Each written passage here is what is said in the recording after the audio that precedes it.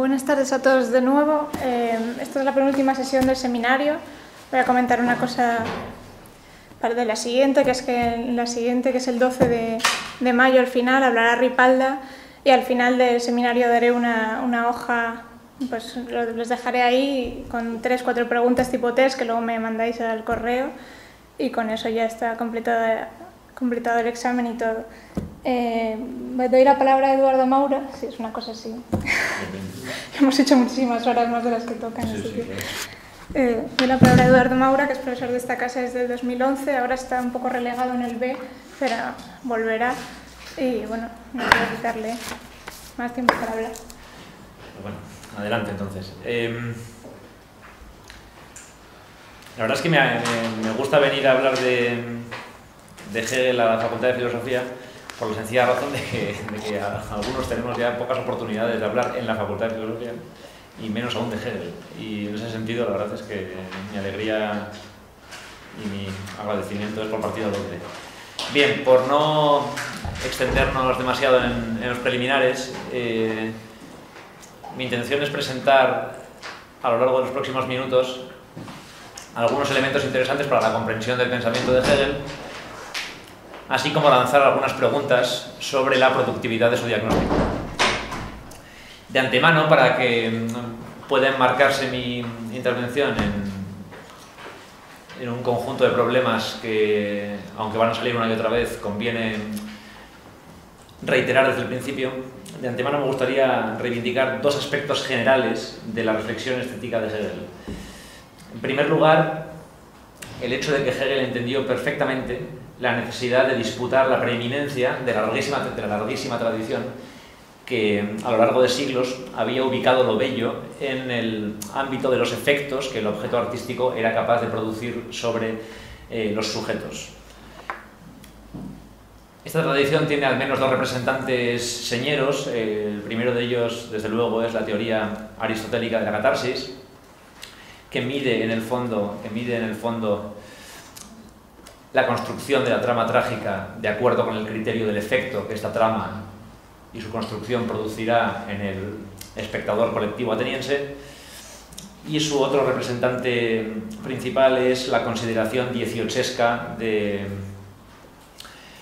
gusto, de lo bello y de lo sublime, que pone en el centro tanto la admiración que produce lo oscuro y peligroso, en el caso, por ejemplo, de las consideraciones sobre lo bello y lo sublime de Burke, y la agitación violenta de la naturaleza, tal como Kant la tematiza en la Crítica del Juicio,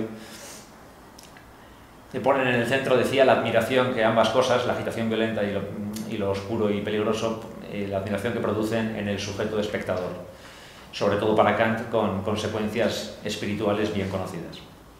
Por un lado, esta cuestión de disputar la preeminencia de una teoría del arte o de una reflexión filosófica sobre el arte basada en los efectos del objeto sobre el sujeto.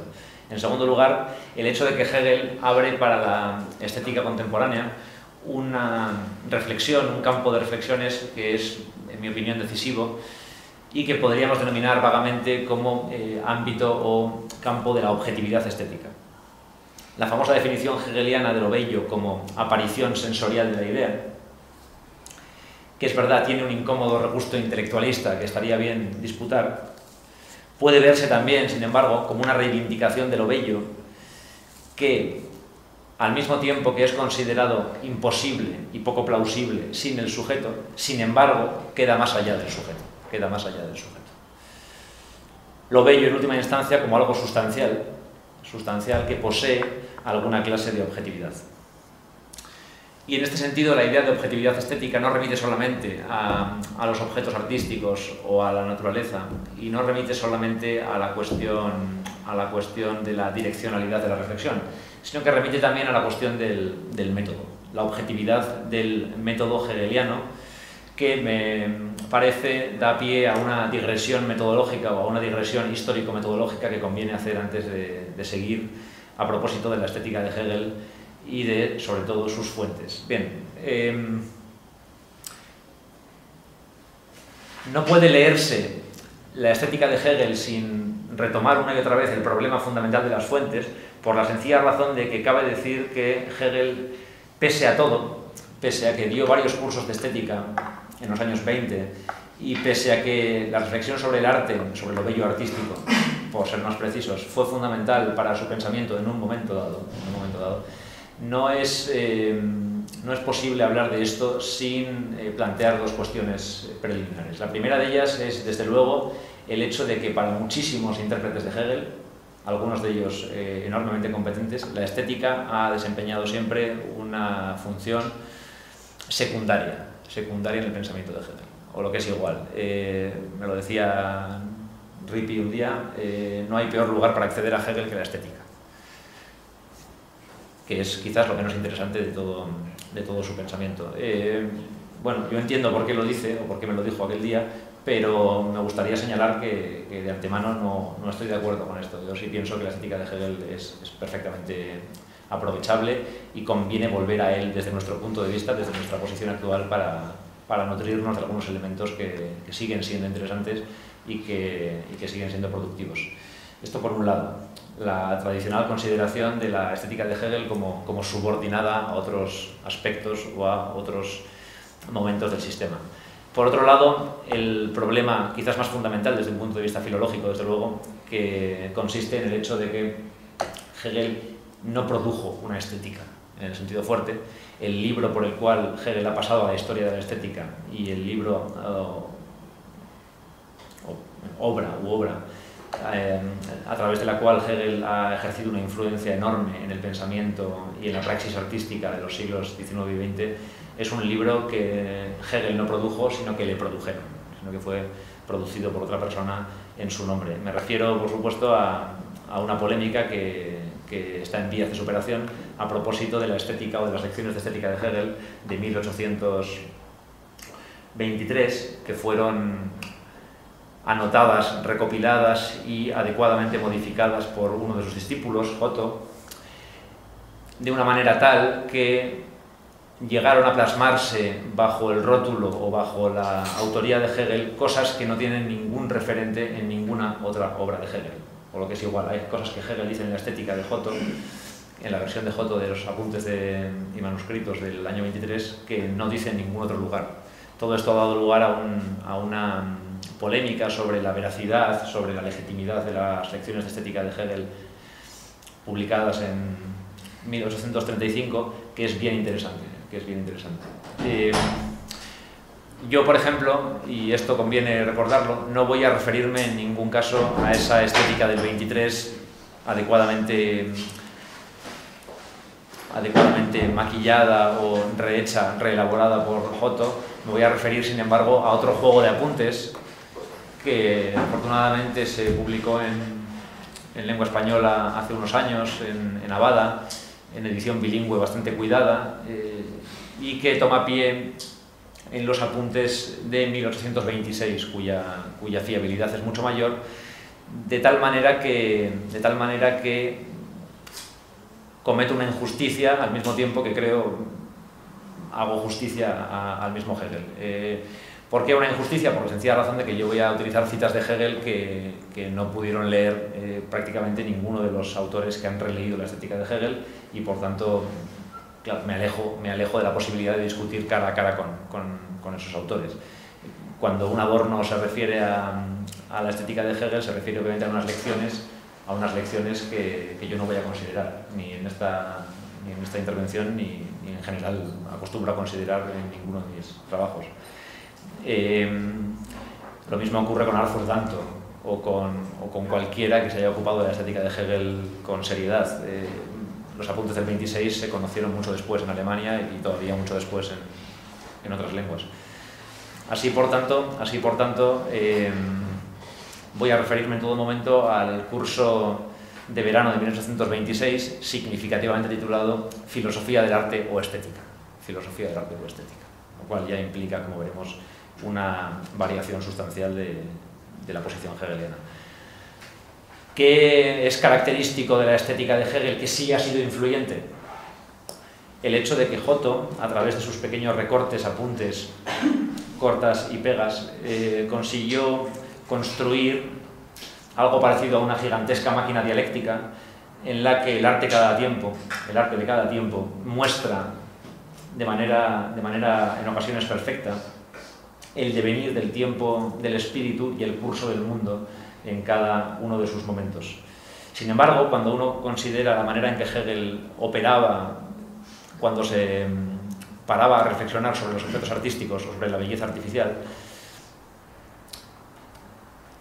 se da cuenta de que verdaderamente el procedimiento de Hegel, el método de Hegel, no tiene nada que ver con esa máquina dialéctica, no tiene nada que ver con esa operación laminadora de las diferencias o en algunas ocasiones incluso reduccionista de la obra de arte a sus condiciones materiales de posibilidad, sino que, por el contrario, la manera en que Hegel exponía sus ideas estéticas en el aula era muy, podríamos decir, fenomenológica, en el sentido fuerte de que todo el tiempo atiende a ejemplos concretos, todo el tiempo está hablando de obras concretas, todo el tiempo se acerca a los fenómenos artísticos de una manera muchísimo más precisa y muchísimo menos maquínica, en el sentido fuerte de que en la estética de Hegel hay una tensión entre sistema y fenómeno que merece la pena recalcar siempre, donde la prioridad del fenómeno a veces es verdaderamente notable con respecto a la prioridad del sistema, de manera incluso a veces obscena. Así, por tanto, el problema de la objetividad estética en Hegel tiene esta dimensión metodológica que merece la pena considerar. ¿Por qué es importante esta pequeña digresión que he hecho a propósito de cómo Hegel exponía en clase, en el aula, sus reflexiones? Por la sencilla razón de que la objetividad estética es un problema fundamentalmente de método. La objetividad de lo estético que Hegel comienza a vislumbrar en los años 20 procede precisamente del análisis de hechos, problemas y estructuras de los objetos estéticos, es decir, de las obras de arte. De una manera tal que en sus lecciones del año 58, ya del siglo XX, Adorno ha podido decir que es en las lecciones de estética, curiosamente no en las que yo considero, sino en las que han sido consideradas tradicionalmente como máquina dialéctica, hasta el punto de que Adorno decía, ha sido capaz de decir tal cosa como que en la estética de Hegel puede verse bien cómo, incluso en el ámbito del arte y de la apariencia, cito textualmente, cuanto de manera más pura nos entregamos a la cosa, de manera tanto más enfática, es recompensada también nuestra propia necesidad subjetiva. Fin de la cita. Lo que quiero decir con esto es que la estética de Hegel en ningún caso es una estética normativa y en ningún caso es una estética desde arriba. Si acaso, es un intento parcialmente exitoso de disputar el prejuicio individualista por un lado y el prejuicio relativista por el otro, en materia de gusto artístico, así como la ya mencionada doctrina del arte basada en sus efectos. Y una buena pista de esto, y del tono también de las lecciones de Hegel, lo da una cita que me gustaría leer íntegramente de las lecciones de 1826. Es, para que entendáis el contexto, Hegel refiriéndose al problema de la inspiración en arte, al problema de las musas, al problema de las fuentes del arte desde el punto de vista de la inspiración. En un momento dado, Hegel, sin salirse demasiado de la argumentación, dice lo siguiente, y atentos y atentas por favor al tono. Dice lo siguiente: la inspiración o el entusiasmo no es un escalofrío, no es solo un calentón de la sangre. También, mediante el champán, se puede alcanzar una viva vivacidad, pero con ello, sin más, no se consigue nada. Me han contado que un poeta francés estuvo en una bodega con 6.000 botellas de champán y, sin embargo, no produjo nada. Inspiración no significa algo así como estar lleno de la cosa y tener el impulso de expresarla. Si rebosante de contenido, el artista extermina con ello el contenido profundamente pensado, entonces el artista olvida su particularidad y él, como sujeto, es solo el yo que es la forma de este contenido. La inspiración no es el expresarse a sí mismo, sino el olvidarse en la cosa, obtener la elevación en ella y ser el yo vivo del expresar de la cosa. Repito esta parte final porque tiene particular relevancia. Y él como sujeto, el artista como sujeto, es solo el yo que es la forma de este contenido. La inspiración no es el expresarse a sí mismo, sino el olvidarse en la cosa, obtener la elevación en ella y ser el yo vivo del expresar de la cosa. Así, por tanto, según Hegel, para que veamos ya el tono, la originalidad del arte no pasa por el primado del artista, sino todo lo contrario, por el primado de la objetividad de la obra. O dicho de otra manera, originalidad en arte no equivale en ningún caso a particularidad. Las maneras del artista, el estilo del artista, la manera específica, individual, en la que el artista pone su técnica al servicio de la obra, expresa algo exterior a él, La técnica, y por tanto la particularidad de estilo, sea individualmente considerada o colectivamente considerada, expresa algo exterior a él. Sin embargo, abro de nuevo cita, la verdadera originalidad se muestra en que la obra de arte es creación de un espíritu, en que mantiene esa estrecha conexión con lo uno que ha de desarrollarse, en la que el material no se recoge desde fuera. Y para Hegel, allí donde lo verdaderamente particular de una obra de arte se encuentra en el estilo o en la técnica particularmente empleada, no hay sino exterioridad. La poesía verdadera, sin embargo, dice Hegel en ese mismo contexto, no es una combinación o no consiste en una combinación de exterioridades, en una acumulación de, diríamos en otro lenguaje también hegeliano, en la acumulación de puntos de vista particulares o de intervenciones particulares en la obra. La poesía verdadera, si es considerada como mera combinación particular de exterioridades, entonces permanece meramente exterior y en ese caso, y entonces, le falta lo verdadero. Es decir, la idea como algo que solo puede ser real en el sujeto,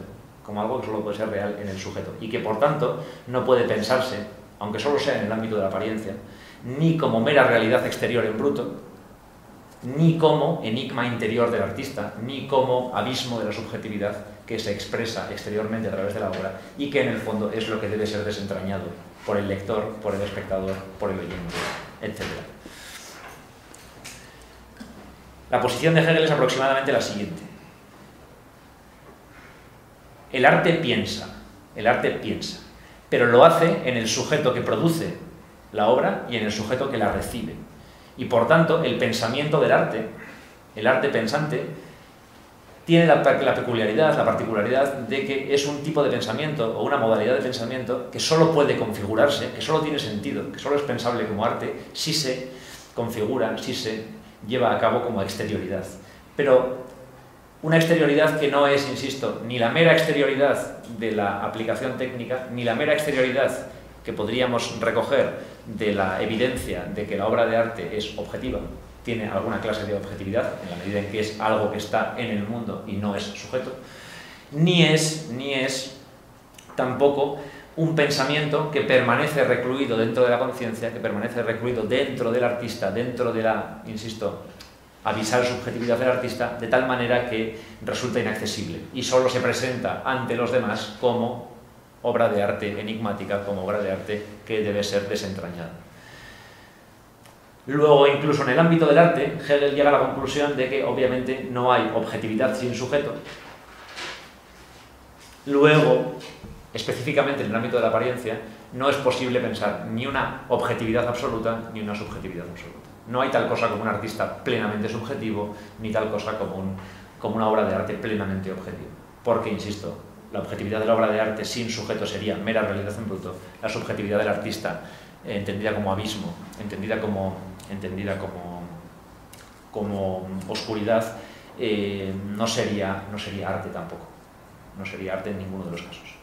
Bien, hasta aquí el tono que quería expresar. Por aquí va, digamos, la reflexión hegeliana sobre el arte, al menos en las variantes o en los aspectos que a mí me gustaría recalcar hoy. Doy un paso atrás y de alguna manera comienzo de nuevo. Bien, ¿qué es esto de la estética de Hegel o cuáles son los fundamentos de la estética de Hegel o cómo llega Hegel hasta este lugar que yo acabo de describir? En primer lugar, la posición de Hegel, y esto es relativamente conocido, aunque no siempre, o llama la atención que no se considere, no se empiece siempre desde aquí o por aquí. Hegel, en primer lugar, considera, en términos generales, que un paisaje natural puede ser muy bello, puede ser verdaderamente bello, pero al mismo tiempo, independientemente de la belleza de ese paisaje, el interés de una pintura paisajística, el interés de la representación de ese mismo paisaje es necesariamente mucho mayor que el paisaje que inspira la obra. O lo que es igual, la pintura, la representación del paisaje, no es sino el paisaje atravesado por la actividad espiritual, atravesado por el trabajo, atravesada en este caso por la técnica, por la razón y por la libertad. Por eso la pintura no es solamente bella, sino también filosófica. En una reelaboración bastante peculiar de la posición de Aristóteles en poética, en ese momento, desde luego seminal para la estética antigua y moderna, que es el paso en el que Aristóteles reconoce que la poesía es más filosófica y más universal que la historia. Bien, la pintura, por tanto, no es solamente bella, sino también filosófica, de una manera que el paisaje, que la naturaleza, no puede ser. Y en cierta medida, la pintura es, por tanto, con respecto a la naturaleza, un momento mucho más sistemático de la verdad. Generalmente, esto en el siglo XX ha sido muy comentado, los partidarios de la estética de la naturaleza, quienes reivindican la necesidad de la reflexión estética, de volver a lo bello natural y escapar un poco de la jaula de oro, de hierro o de oro, según se mire, del arte, suelen decir que Hegel es responsable de esta operación según la cual la estética se redujo a filosofía del arte, o lo que es igual. La operación según la cual el campo estético que venía operando con la sensibilidad en general y con lo que se percibe a través de los sentidos en general, acaba reduciéndose a reflexión sobre un cierto campo. Con el paso del siglo XX, la reflexión sobre un sistema en concreto, el sistema del arte. Y es verdad que con Hegel, el objeto artístico, con respecto a otros momentos de la reflexión estética moderna, adquiere una preeminencia muy singular. Lo que ocurre con esta cuestión es que, obviamente, la transición del interés estético por la naturaleza al interés estético exclusivo por la obra de arte no puede ser, por definición, responsabilidad de un filósofo, o lo que es igual. Yo defendería que, al contrario de quienes acusan a Hegel de haber operado esta reducción de la estética a filosofía del arte, lo que está en juego aquí no es tanto lo que Hegel hizo, como, por el contrario, lo que Hegel supo reconocer. Y es, en mi opinión, el hecho de que los artistas son quienes, alrededor de los años 20, ya habían comenzado a emanciparse de la naturaleza. O lo que es igual, Hegel está traduciendo en el lenguaje del sistema, en el lenguaje especulativo, algo que en realidad no compete a Hegel y no compete a la filosofía, como es la praxis artística. Son los artistas, por tanto, quienes habían empezado a emanciparse de la naturaleza en esta misma época. Lo que Hegel haría en esta interpretación que yo trato de defender es más bien leer un cambio histórico que solo puede pensarse poniendo en el centro las dicotomías naturaleza-artefacto por un lado y naturaleza-sociedad por otro, que van a ser fundamentales para comprender la belleza moderna de una manera que no era probablemente pertinente o posible apenas 50 años antes, apenas 3 décadas antes, si nos ponemos más estrictos. O dicho de una manera más general, por lanzar una pregunta, ¿cómo pensar la naturaleza como referente de la belleza en un ámbito que, crecientemente urbano, más bien mira la naturaleza desde otro lugar, que ya no es la naturaleza misma? ¿Cómo imitar la naturaleza? ¿Cómo seguir manteniendo el primado del eje mimesis-poiesis, tal como se plantea en el pensamiento de Aristóteles, en un contexto en el que verdaderamente la producción de arte se desplaza de manera, me atrevería a decir, salvaje, del campo a la ciudad en apenas una década. Obviamente Hegel ya no puede pensar la naturaleza desde un punto de vista natural, no puede pensar la naturaleza como algo central, tampoco en el ámbito del arte, por la sencilla razón de que no solamente las sociedades están abandonando ese marco general de existencia, sino que también los artistas lo están haciendo. y no que también los artistas lo están haciendo. Hegel es, por tanto, un teórico avanzado de la conversión, dicho de una manera un tanto cursi, pero al mismo tiempo, bueno, esquemática y espero que clara. Está pensando un tiempo que no es sino el de la conversión o transformación de las flores del campo en flores del mal. En flores del mal. Como es bien sabido, en la obra de Baudelaire, lo único, dice Baudelaire, se pervierte en lo múltiple, y el mal, que es polimorfo, opone su multiplicidad, su pluralidad irreductible, que es intrínsecamente urbana, a la unidad del ideal perdido. Y de ahí viene la lógica spleen e ideal, tedio e ideal, que él pone en juego en diferentes obras, ¿no? Las flores del mal, fundamentalmente. Hegel sería, en mi modesta opinión, un teórico avanzado, un teórico, dicho en castellano, avant la lettre, de esta transición. No es tampoco casual que Hegel case también con el preludio al Fausto de Goethe, que siempre suele omitirse en las reflexiones sobre Goethe, para más bien poner la atención en otros pasos de la obra. Preludio del Fausto de Goethe de 1832, segunda edición, completa ya con las dos partes, que empieza, y de esto hablamos, recuerdo, en aquel curso de perspectivas de la estética contemporánea del que tan buen recuerdo tenemos algunas personas. Preludio al Fausto de Goethe, en el que el planteamiento de la cuestión es el siguiente: ¿qué precio tiene que pagar el artista moderno por revelarse en un contexto en el que su posición social ha cambiado radicalmente? O lo que es igual. ¿Qué precio ha de pagar el artista para estar a la altura de su tiempo?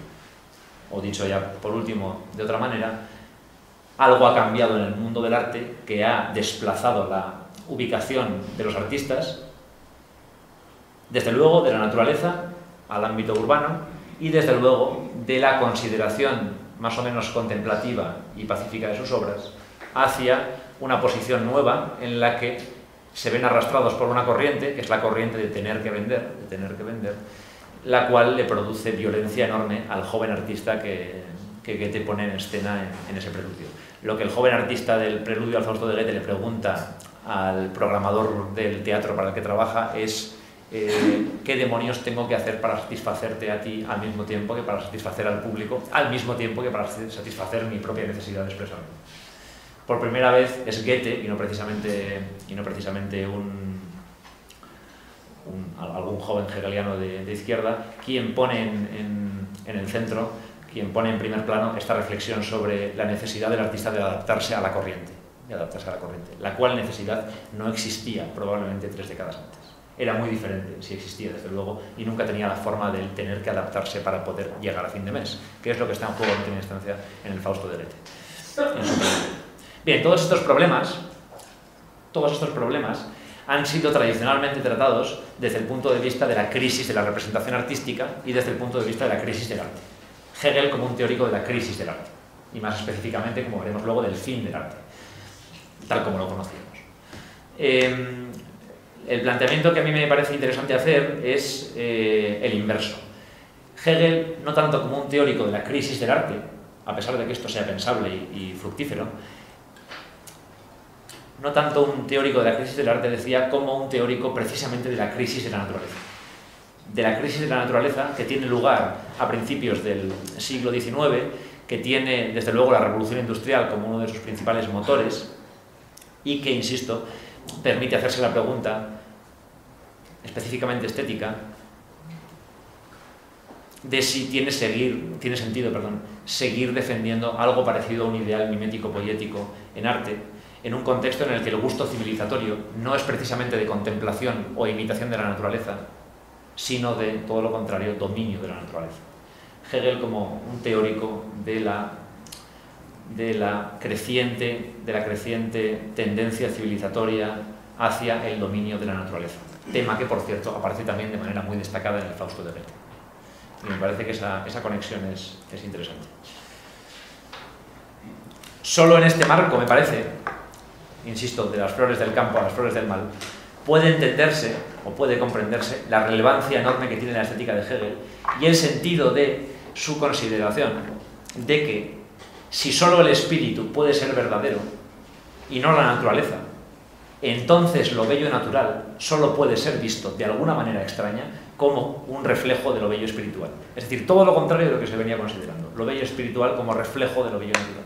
Aquí es más bien al revés, se ha operado la inversión. El primado del arte con respecto a la naturaleza, por tanto, no es un capricho de Hegel, tiene que ver con un cambio histórico. O lo que es igual, dicho en otros términos. Es probable, si uno lee a Hegel atentamente, que hiciera falta esperar a la posibilidad histórica que solamente la revolución industrial puede traer consigo,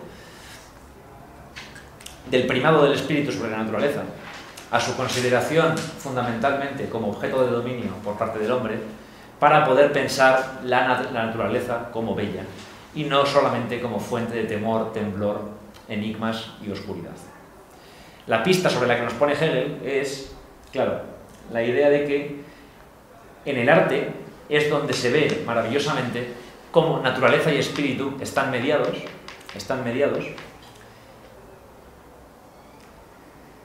de una manera tal que puede pensarse incluso que el hombre ha tenido que dominar la naturaleza para poder considerarla como plenamente bella y no como algo peligroso, no como algo arriesgado, no como algo con lo que mantener un contacto podía implicar en un momento dado arriesgar la vida.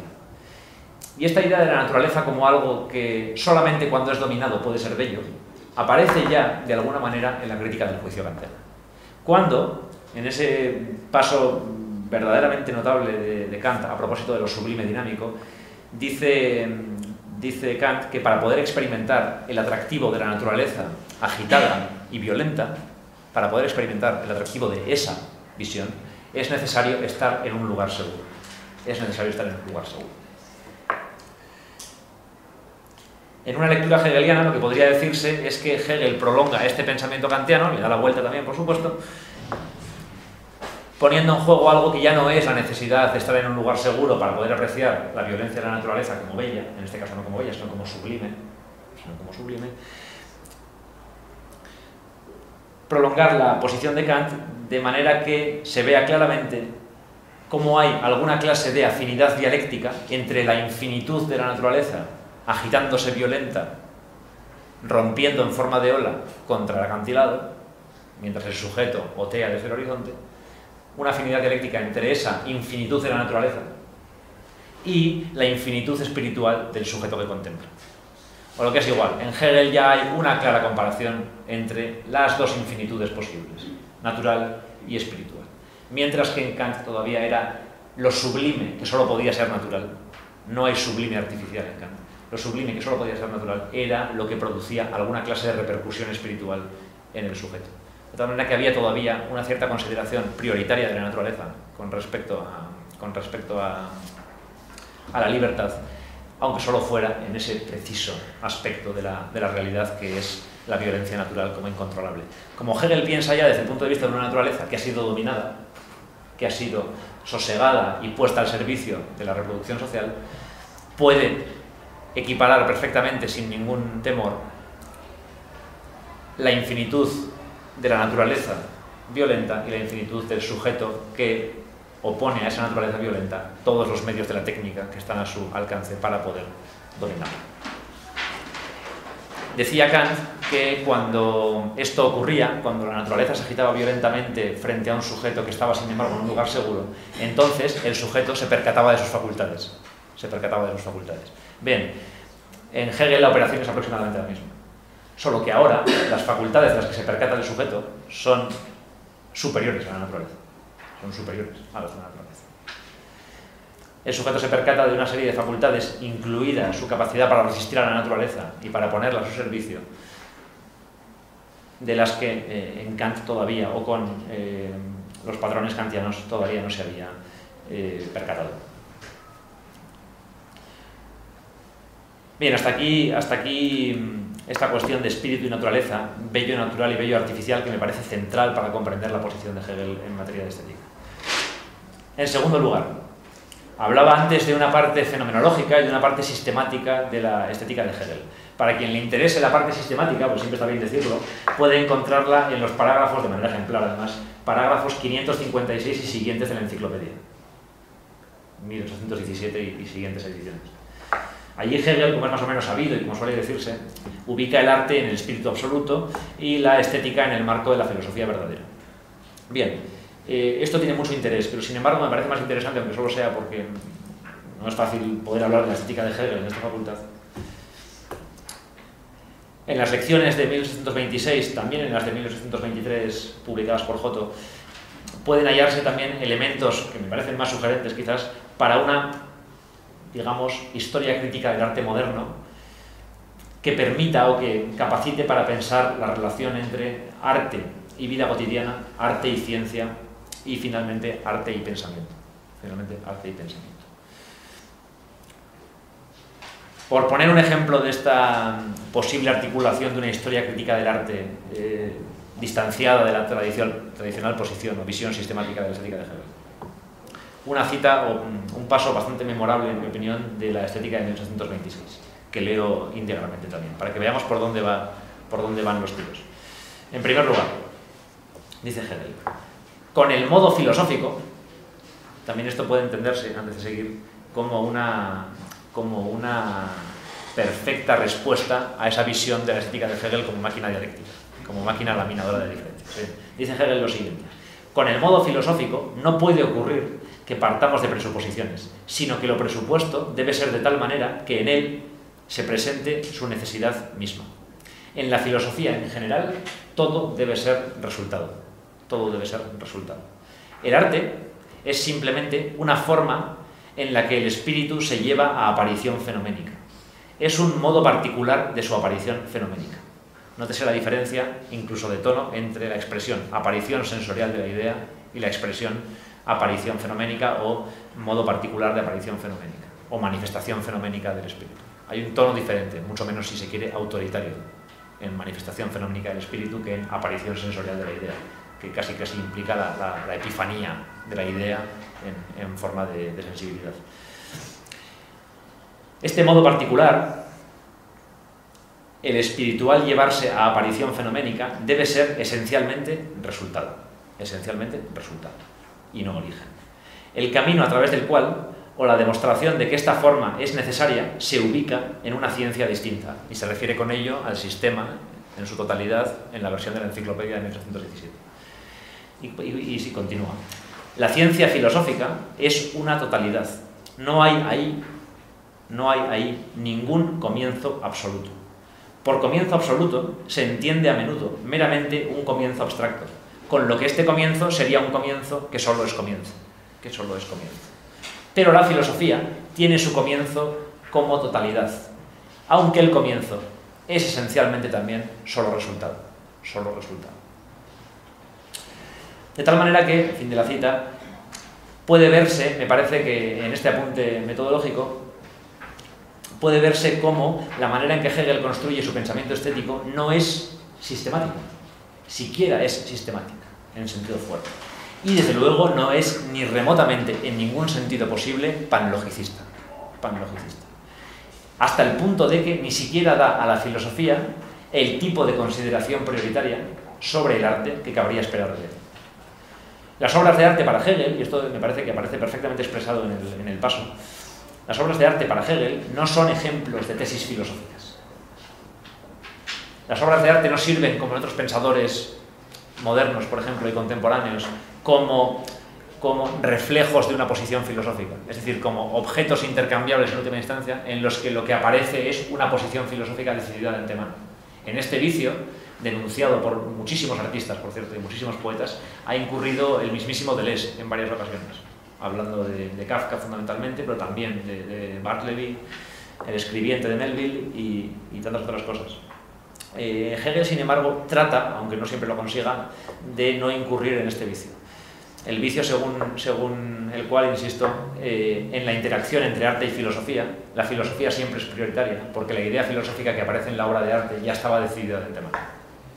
Y se busca en la obra de arte una ocasión para su exposición.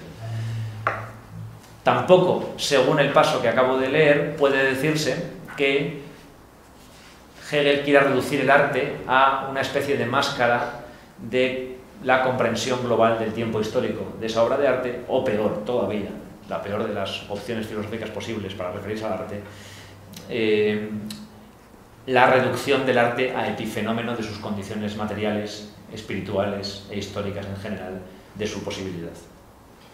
Lo más importante del paso, además de esta precisión que sí quería hacer, porque me parece importante hacerla siempre que hay una sola oportunidad o cada vez que hay un hueco, lo más importante del paso obviamente es más bien otra cosa, que tiene que ver con esta expresión espíritu llevado a aparición fenoménica. ¿Qué significa espíritu llevado a aparición fenoménica en las lecciones de Hegel? Bien, como es sabido, Hegel piensa que el contacto sensible con el dato, con el objeto en ese nivel, es la forma más imperfecta de conocimiento. O dicho de otra manera, con los sentidos comprendemos poco y lo que comprendemos carece de espíritu. Mediante los sentidos permanecemos pasivos ante todo espíritu y ante toda comprensión. Lo que Hegel plantea es que si pensamos el arte como mera sensibilidad, cuando dejamos que el objeto nos impresione, y hay que pensar aquí que Hegel es heredero de una tradición dieciochesca en la que la manera en que los objetos afectan a nuestra imaginación a través de los sentidos es el tema general, el tema central de la reflexión, en Hutcheson, en Saintsbury, desde luego en Hume. Cuando dejamos que la cosa nos impresione, entonces esa cosa se ve afectada por el problema de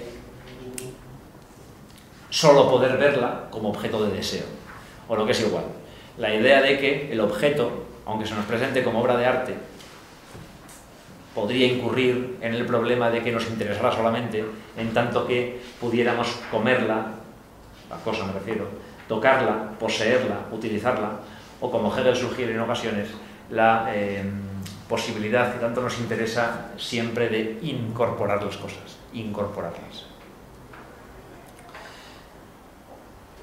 Sin embargo, el arte demuestra que somos capaces de aproximarnos al objeto de una manera, digamos, más espiritual. Por ejemplo, cuando el objeto que se nos presenta ante los sentidos ya no es una manzana, sino la representación de una manzana. La imitación pictórica explícita de una manzana. Claro, la obra de arte manzana, la manzana representada, pertenece al orden de los sentidos, pero no pertenece al orden de los sentidos de la misma manera que pertenece a la manzana, en la medida en que uno, claro, puede perfectamente pensar las manzanas, todas las manzanas del mundo, como incorporables, como objetos de deseo, como objetos de consumo, es decir, objetos que serán destruidos durante el proceso y transformados, mientras que la representación de la manzana, a pesar de seguir perteneciendo al ámbito de los sentidos y a pesar de seguir impresionando nuestros sentidos, no pertenece solamente a ese orden. Parece pertenecer también a otro orden. Pertenece al orden de los sentidos porque podemos verla, la manzana representada, tocarla, incluso podemos intentar manipularla, pero la representación, sin embargo, no se deja tratar así, no se resiste a ese tratamiento, de tal manera que podría decirse que, como apariencia, la manzana existe al mismo tiempo que no existe para nuestros sentidos. Existe y no existe para nuestros sentidos. Podríamos decir, en ese sentido, que con respecto a la manzana real, la representación de la manzana ocupa un lugar inferior, porque es apariencia de la manzana. Pero al mismo tiempo que ocupa un lugar inferior, porque es apariencia de la manzana, ocupa un lugar superior, porque sin tener la realidad inmediata, consumible de la manzana, sin embargo tiene una presencia que podríamos denominar también espiritual, que hace que sea, por otro lado, superior a la manzana. O dicho de una manera más sencilla, la apariencia de una manzana nos muestra cómo, incluso en el ámbito de la apariencia, la realidad puede ser superada e incluso la sensibilidad puede ser transformada, porque, insisto, la representación, manteniéndose en el ámbito de los sentidos, no se mantiene de la misma manera que la manzana. Como a través de la representación de la manzana abandonamos el momento puramente material de la sensibilidad y de la inmediatez de lo sensible y accedemos a otro momento de la sensibilidad que atisba algo espiritual, entonces nos damos cuenta de que eso inferior, que es la representación de la manzana con respecto a la manzana, en realidad nos eleva a algo superior. Nos eleva a algo superior.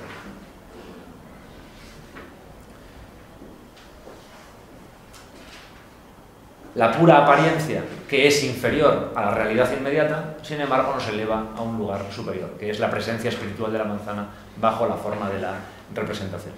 Por eso Hegel ha podido decir que con respecto a una sensibilidad inmediata de los sentidos, existe otra sensibilidad que es la que él llama transparente del arte. Sensibilidad transparente del arte.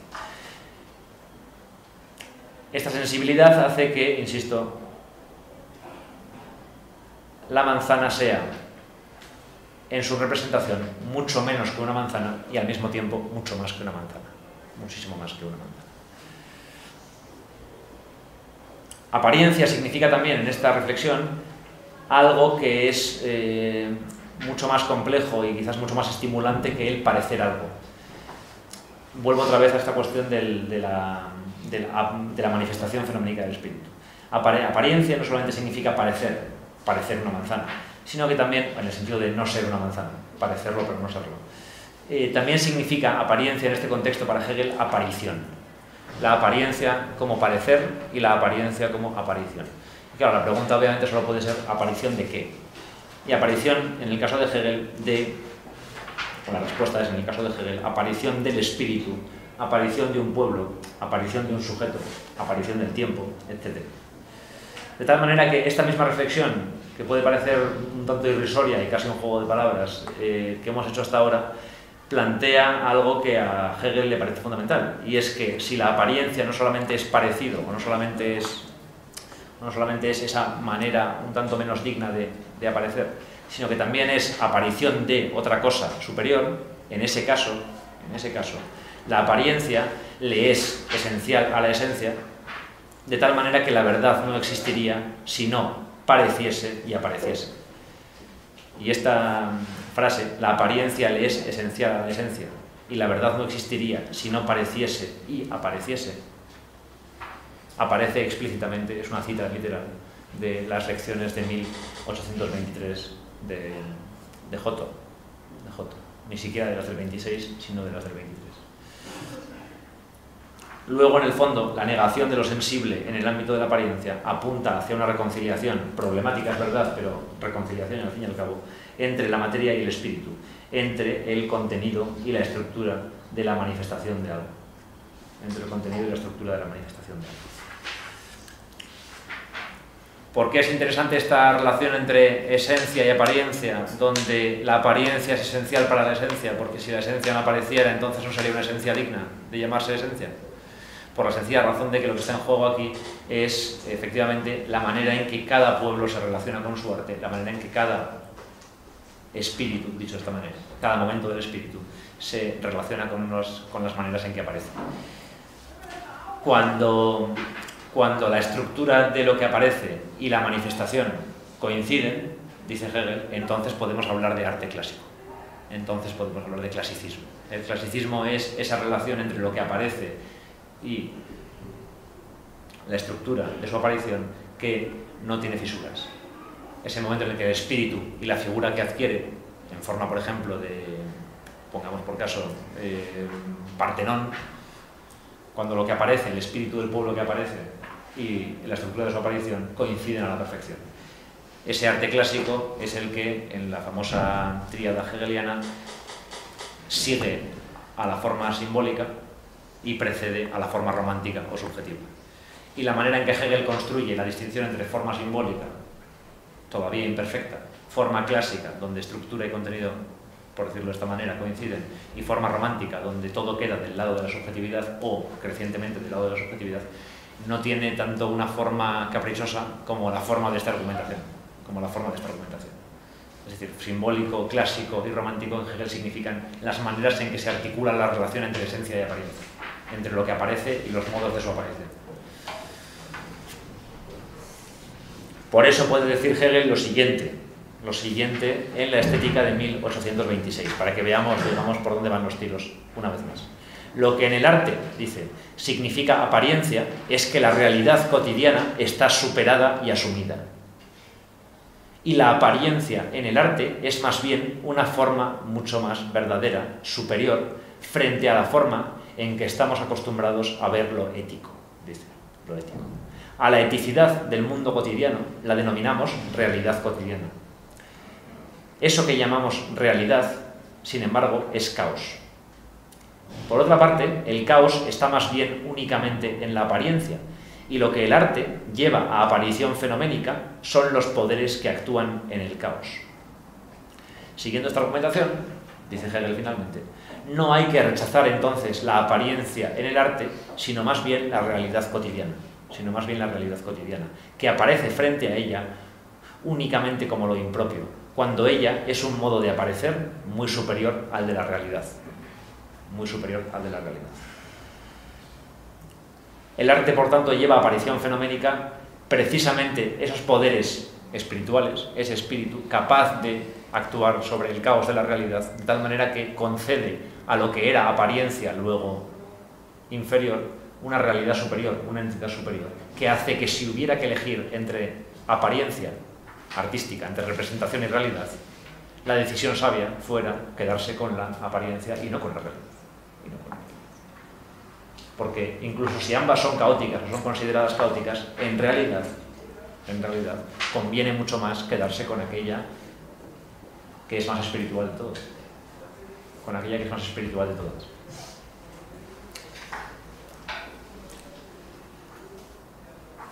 El argumento de Hegel aquí, por tanto, a mí me parece potentísimo, en unos niveles que no puedo describir con palabras. El argumento de Hegel en todo este proceso que vengo narrando es aproximadamente que la verdad del arte es ser en apariencia, es ser en el ámbito de la apariencia más verdadero que la realidad misma. Esa verdad en apariencia que sin embargo es más verdadera que la realidad misma.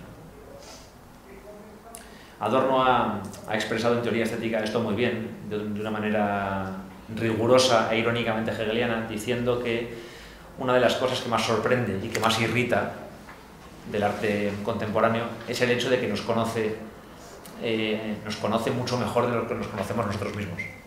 El arte nos conoce mejor de lo que nos conocemos nosotros mismos. Nos conoce bastante mejor, dice, mucho mejor de lo que nosotros nos conocemos a nosotros mismos.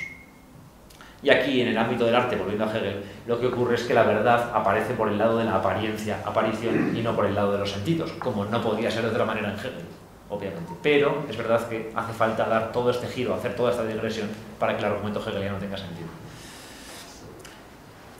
¿Qué es interesante? Y voy acabando con esta parte, y me acerco ya en realidad a la parte final sobre el fin del arte. ¿Qué es interesante de este giro? Además de todas las, digamos, dislocaciones y todas las pequeñas movilizaciones de recursos que Hegel lleva a cabo, el hecho de que en este giro que Hegel le da a la apariencia y a la aparición con respecto a la realidad en el ámbito del arte, en este giro no se puede prescindir ni de la forma artística ni del contenido del arte. O lo que es igual, la estética de Hegel, al menos la de 1826, mejor aquí que la de 23, es perfecta para disputar esa tradicional diferencia o distinción idealista entre forma y contenido. Solamente tiene sentido el argumento hegeliano si es el proceso de producción del objeto artístico el que lleva a cabo esta dislocación. Esto que que he descrito ahora, no sé si con mucha o poca fortuna, lo lleva a cabo o se lleva a cabo en el proceso de producción del objeto artístico. Es el artista el que lleva a cabo este proceso. Y en ese sentido, es la forma artística la que prima, la que contiene en el fondo la fuerza espiritual que permite dislocar la realidad de esta manera, dislocar la sensibilidad de esta manera para acceder a ese contenido espiritual que sin embargo no renuncia y no oprime su condición de aparente, en tanto que obra de arte. Si la forma artística es importante como proceso, entonces Hegel no puede estar persiguiendo, prácticamente por definición, la determinación sistemática, atemporal, de las obras de arte o de las formas de contemplación de dichas obras de arte. A Hegel le interesa, precisamente porque su argumento es el anterior, cada forma de aparición de cada cosa que aparece. Le interesa mucho la apariencia de todo aquello que aparece. Y muy particularmente cuando eso que aparece es bello. Dice Hegel en un momento dado, jugando con el hecho de que en lengua alemana apariencia o Sein funciona de manera aproximada fonéticamente a schön, bello, jugando con la cierta homologación fonética de Sein por un lado y schön. Le interesa cada Sein de cada cosa schön que aparece, dicho de esta manera. Por el lado del contenido, obviamente, claro, no se puede pensar el arte sin una cierta familiaridad con aquello que se expresa espiritualmente, también como contenido, no solamente como forma, sino también como contenido. De tal manera que la forma queda indisolublemente ligada al contenido. ¿Qué sentido tiene comprender cada forma artística si uno no es capaz de entender que a esa forma artística, claro, le sigue siempre un contenido que también es espiritualmente determinado, que también es social e históricamente determinado? De tal manera que Hegel aquí incurre en una visión profundamente materialista de la obra de arte y creo que notablemente productiva. El hecho de que, por su propio argumento, por la propia forma de su argumento, sea necesario comprender el mundo que nutre la forma artística para poder comprender la estructura final de la obra de arte. De tal manera que el desconocimiento o la ignorancia de la forma conlleva la ignorancia del contenido y al revés, y viceversa, la ignorancia del contenido o el desprecio por el contenido implica automáticamente un desprecio por la forma. De tal manera que Hegel, con 5 décadas de antelación, está rechazando la dicotomía esteticismo versus realismo, donde el realismo pone el énfasis en los contenidos y no en las formas, y el esteticismo pone, en esta caricatura que históricamente ha sido tan influyente, el énfasis en la manera y no en lo que se expresa, De tal manera que finalmente el arte, que por supuesto es un fenómeno histórico,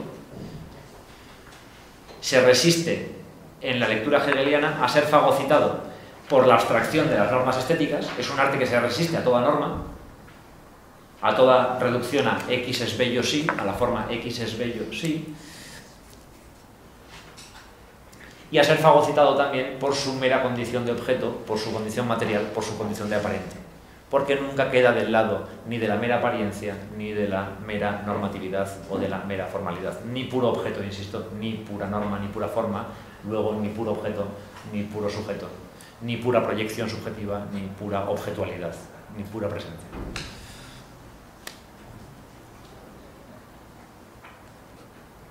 Se resiste, por tanto, a ser fagocitado por la abstracción o por la mera materialidad, se resiste a ser fagocitado por una forma ahistórica que pudiera dar sentido a todas las manifestaciones artísticas, es decir, alguna clase de idea reguladora de la historia del desarrollo del arte.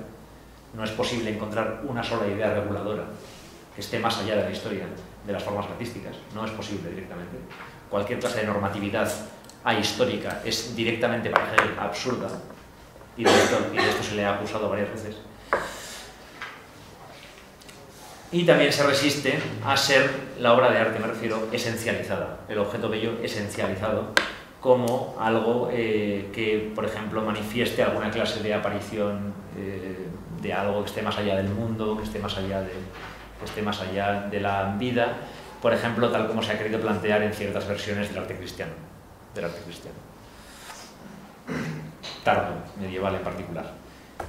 Y por supuesto, en esta visión del arte de Hegel, el arte no puede ser, insisto en esto porque algunos teóricos han querido ver en Hegel esto, el arte se resiste a ser de manera denodada mero epifenómeno de su tiempo o mero portador de un contexto histórico determinado o de una tensión histórica determinada.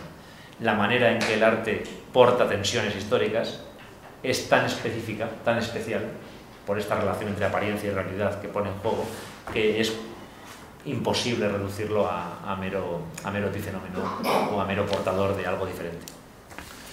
Bien, Hasta aquí la segunda parte de las 3 que tenía pensado comentar.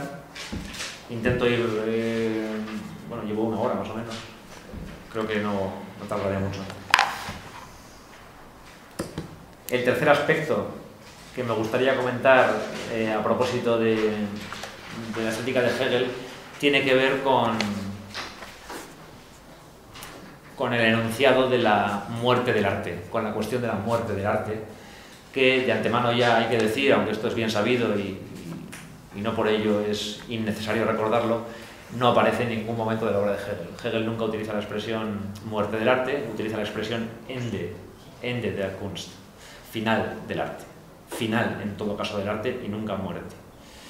Y claro, aquí la tesis de Hegel apunta hacia algo que es fundamental y que tiene que ver con lo que hemos comentado antes, con la cuestión de la transición de las flores del campo a las flores del mal. Apunta hacia algo tan fundamental como la idea de que el pensamiento y la reflexión han sobrepasado, sobrepujado a las bellas artes y han ocupado el centro de la vida de una manera que hasta entonces solamente había sido llevada a cabo por el arte mismo. De alguna manera, el arte que había ocupado el centro de la existencia, por ejemplo, en forma de objeto de culto, como puede ser el caso de una catedral, o como parte de la vida cotidiana del pueblo ateniense en el siglo V, el arte que había ocupado una posición central en la vida, ahora es sobrepujado por la ciencia y por la reflexión, por el pensamiento y por la reflexión, de una manera tal que, insisto, para la arquitectura y para la escultura, fundamentalmente, es completamente novedosa. Es completamente novedosa. Hegel defiende esta posición de manera muy clara. Donde antes había arquitectura y escultura, ahora hay, e incluso poesía, por supuesto, ahora hay ciencia, hay pensamiento y hay reflexión, hay economía, perdón. Hay ciencia, hay pensamiento y hay economía. Se trata de la idea también, dicho muy generalmente, según la cual casi todo lo que consideramos arte hoy no era arte en su tiempo. No era arte en su tiempo. Hoy nos hemos obligados a considerar las catedrales como arte, o la escultura griega de un Fidias o de un Calícrates como arte, cuando para el mundo griego, cuando para los atenienses del siglo V, eso en absoluto era arte. Era parte de la vida cotidiana. Y ese tener que ver lo que era vida cotidiana como arte implica para Hegel que el arte es para nosotros un asunto del pasado. Por definición, un asunto del pasado. Tiene que haber presente para que esas manifestaciones se consideren arte, porque verdaderamente ellas mismas en su tiempo no lo eran. Ni las catedrales, ni los edificios religiosos griegos, los templos griegos, etc., que son los ejemplos característicos. Tampoco, por ejemplo, dice Hegel, el arte tardomedieval se podía considerar arte, sino más bien un elemento fundamental, un momento fundamental para el culto, pero en ningún caso arte, susceptible de contemplación desinteresada, etc. La idea de una contemplación desinteresada del cuadro de un mártir es absurda, sugiere Hegel. Es absurda, sencillamente absurda, porque lo que está en juego ahí es el culto y la relación con la divinidad, la espiritualidad en ese nivel, y eso no puede ser contemplado con distancia estética, concepto que obviamente no existe en esa época tardomedieval. Bien.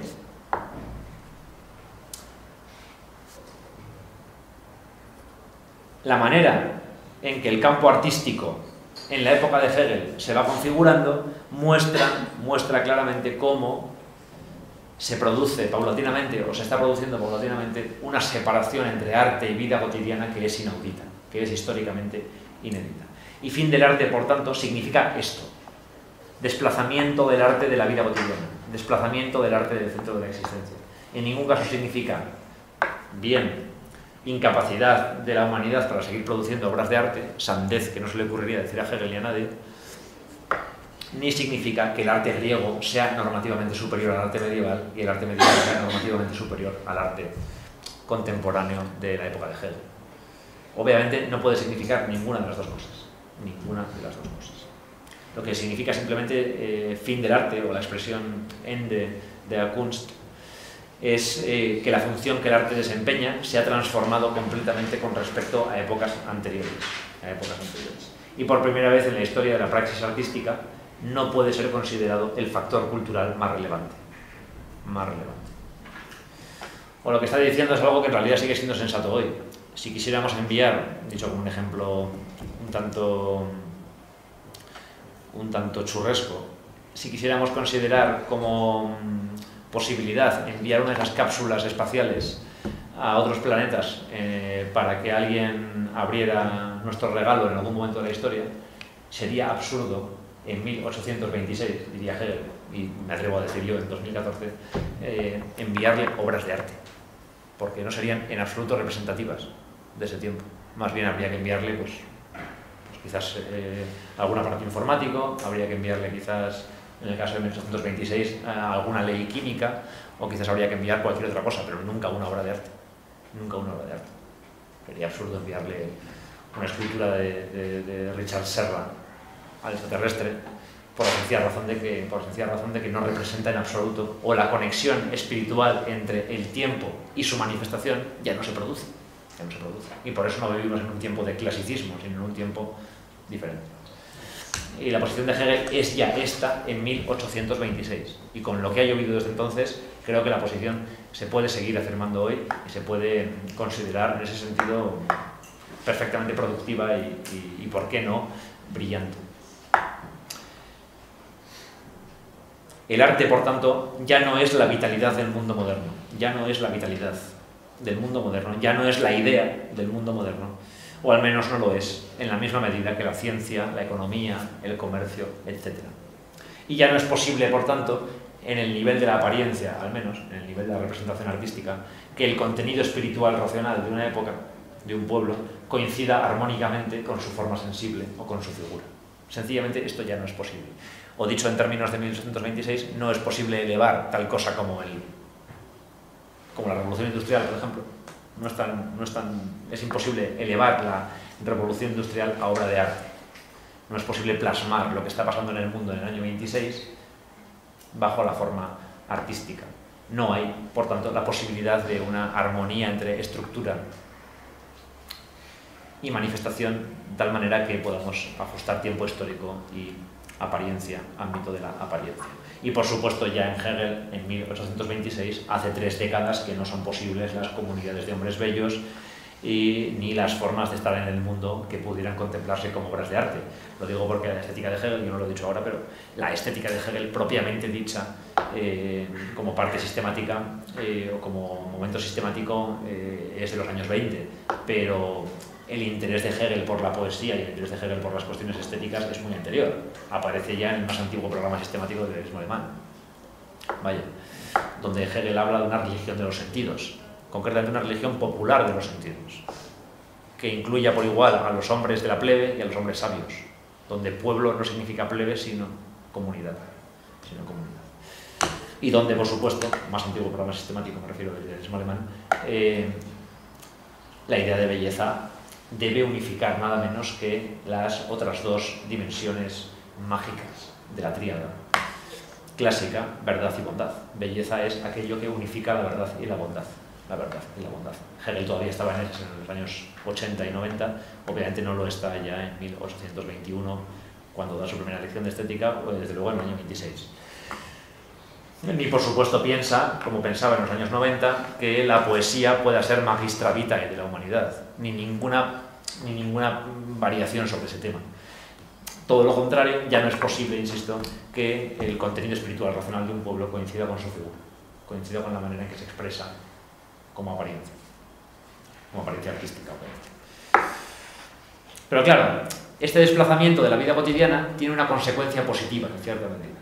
Y esa consecuencia positiva del desplazamiento de la vida cotidiana es que la pérdida de centralidad, la pérdida de visibilidad del arte, su reclusión a una esfera separada del resto de la vida, y aquí la representación del arte en el museo es perfecta, la museización del arte, la separación del arte de la vida cotidiana, tiene una ventaja o tiene una contrapartida positiva, como es el hecho de que el arte, liberado de la presión de estar en el centro de la vida cotidiana, es capaz también de alguna manera, liberar fuerzas productivas, liberar capacidades creativas, liberar formas que le permiten expresar sus propias crisis su propia crisis histórica de una manera mucho más libre, si se quiere, de lo que hubiera podido expresar esa crisis de permanecer en el centro de la existencia. O lo que es igual, su condición periférica o extraterritorial, por decirlo con un lenguaje más del siglo XX, su condición periférica es liberadora también. No solamente es una carga histórica, no solamente es una humillación, sino que también es liberadora.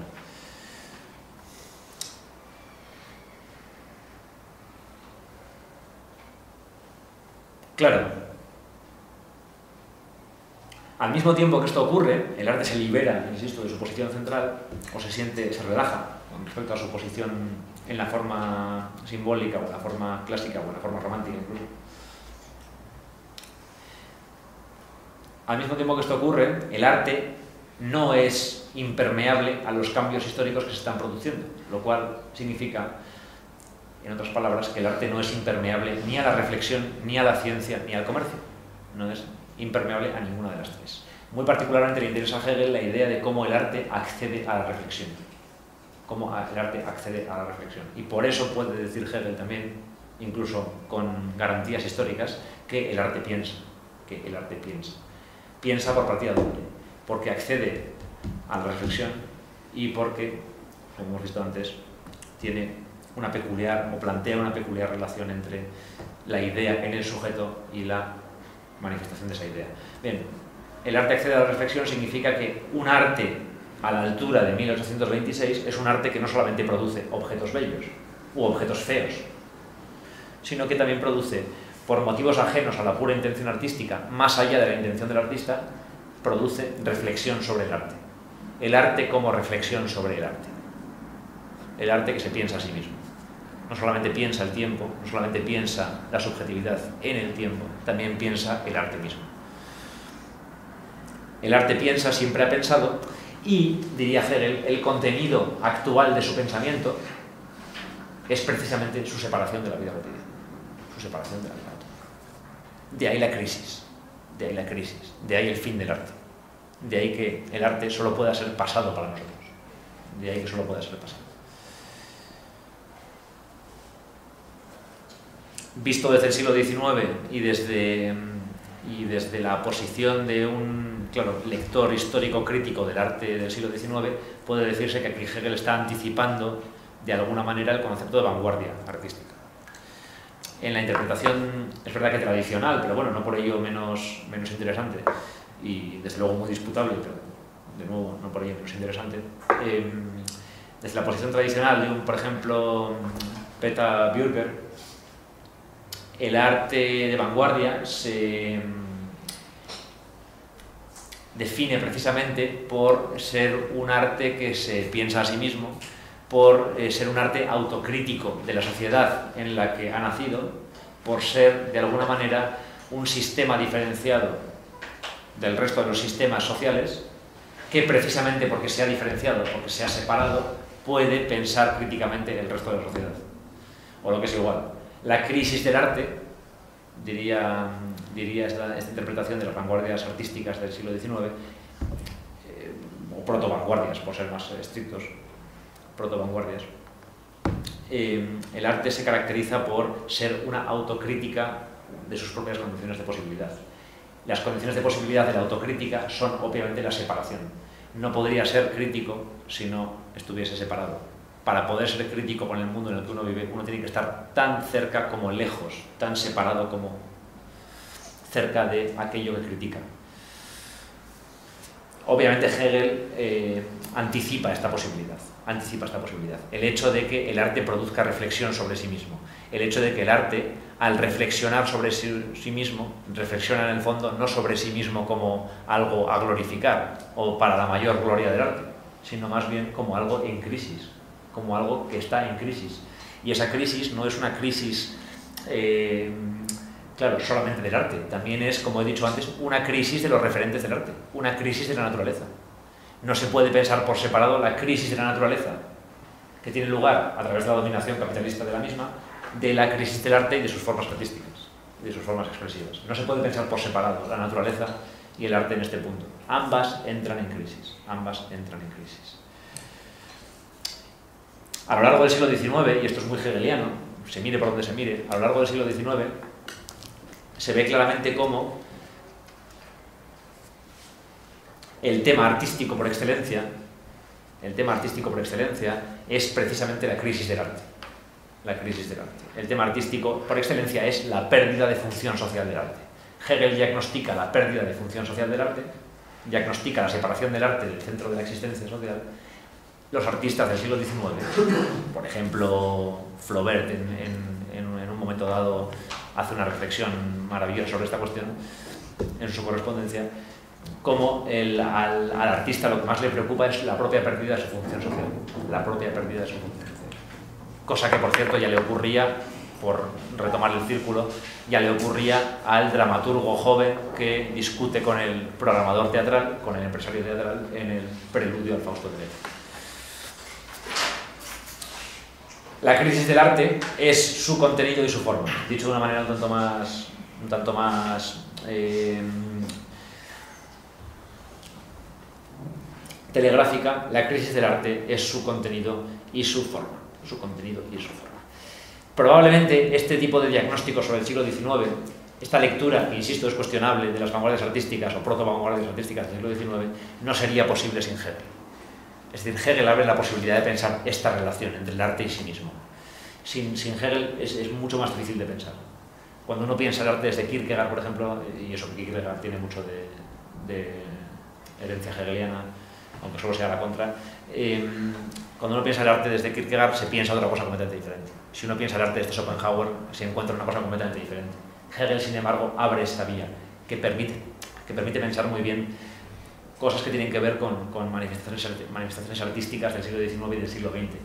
Desde luego el libro sobre nada que Flaubert quería escribir, desde luego ciertas actitudes poéticas de alguien como Gambo y desde luego muy fundamentalmente el impresionismo, que desde Hegel se piensa maravillosamente bien, como ruptura.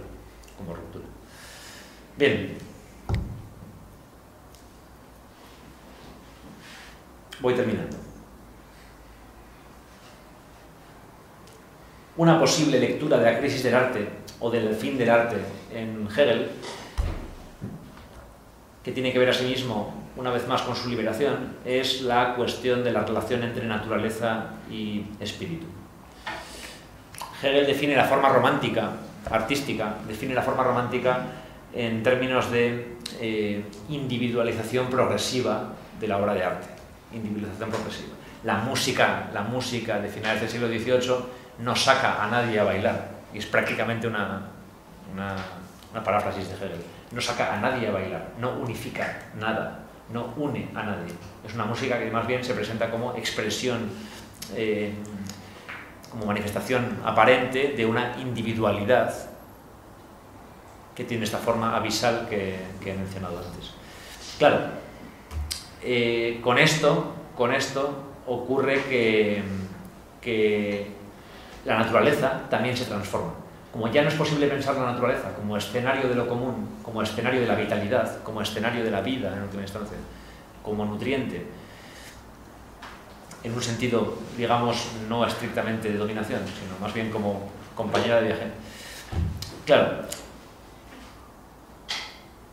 ocurre que las visiones románticas de la naturaleza, ya en época de Hegel, son ellas mismas individualistas. O lo que es igual.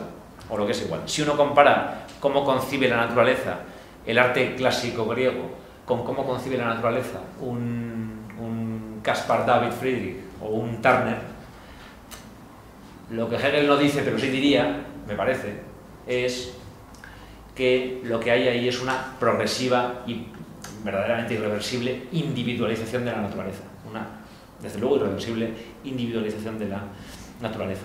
Ahí donde la naturaleza ya no es el escenario para una expresión comunitaria, sino más bien una ocasión para lo sublime, ya con Kant, verdaderamente se ha producido una individualización de la experiencia de la naturaleza. Y claro, si uno piensa con Hegel, más allá de la vida de Hegel, desde luego, y más allá de los límites históricos de su pensamiento en materia de arte, se da cuenta cómo verdaderamente en el impresionismo, ya en Manet, hay una consideración muy similar.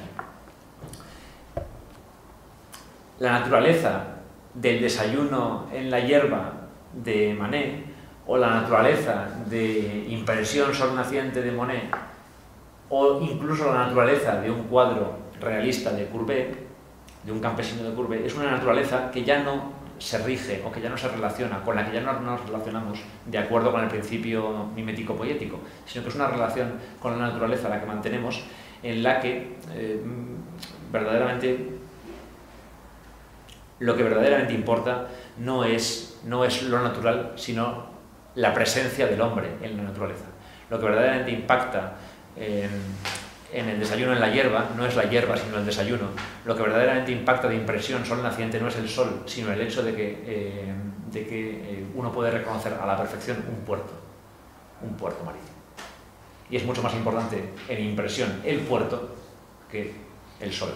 Es mucho más importante, insisto, el desayuno que la hierba. Lo que produce admiración, si uno lee esta variante con Hegel, no es tanto la naturaleza como potencialmente sublime, sino más bien la capacidad admirable del hombre para interactuar con la naturaleza, para relacionarse con la naturaleza en condiciones de dominación técnica. Si uno piensa Turner con respecto a Monet, se da cuenta de que en ambos casos hay representación de la naturaleza, hay una relación con lo bello y natural. Pero, claro, de Turner a Monet ha ocurrido algo, que donde en Turner había la necesidad de pensar lo natural como individual, en Monet ya no es que se piense como individual, sino que verdaderamente lo que se piensa es directamente al hombre y no a la naturaleza. Y por tanto, lo que consiste o lo que tiene de rupturista el impresionismo desde un punto de vista hegeliano, si se quiere prolongar esta exposición, si hay algo rupturista en el impresionismo, no es tanto su desarrollo técnico o el hecho de la desfiguración o el hecho técnico de la desfiguración o incluso la técnica en un nivel más general, sino que lo verdaderamente impresionante es lo bien que plasma la crisis de la naturaleza. La crisis de la naturaleza. En Monet se consuma la crisis de la naturaleza, que en realidad ya se vislumbraba en Turner y que Hegel lee perfectamente en 1826. Perfectamente en 1826.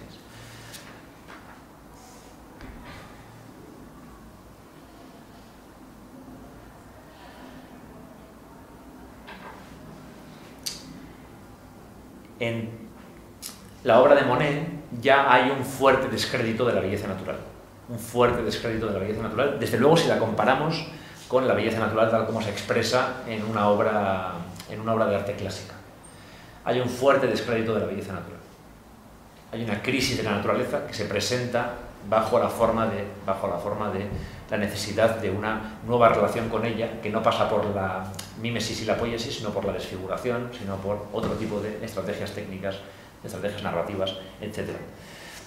¿Significa eso que la pintura de Monet es falsa con respecto a la mímesis y la poiesis entendidas clásicamente? Obviamente no, obviamente no. También la pintura de Monet es más verdadera que la caótica y poco espiritual realidad sensible del puerto de Le Havre que representa. Es mucho más verdadera. Y en ese sentido puede decirse que la verdad del impresionismo, y aquí Hegel, si hubiera podido verlo, tengo la convicción de que si hubiera podido verlo, lo habría dicho igual, la verdad del impresionismo es precisamente esta crisis. Lo verdadero del arte impresionista es esta crisis de la naturaleza, que yo creo que solo se puede pensar con Hegel, y que por ejemplo no se puede pensar con Kant, y no se puede pensar con Kierkegaard, y no se puede pensar con Schopenhauer. Y esto me parece fundamental. Hegel dice, y termino ya, en las secciones de estética, algo que ha sido muy citado, abro cita: ningún Homero, Sófocles, etc., ningún Dante, ningún Ariosto, Shakespeare, pueden aparecer en nuestro tiempo. Lo que fue cantado de un modo tan grande, lo que fue expresado de una manera tan libre, ha pasado ya. Ha pasado ya.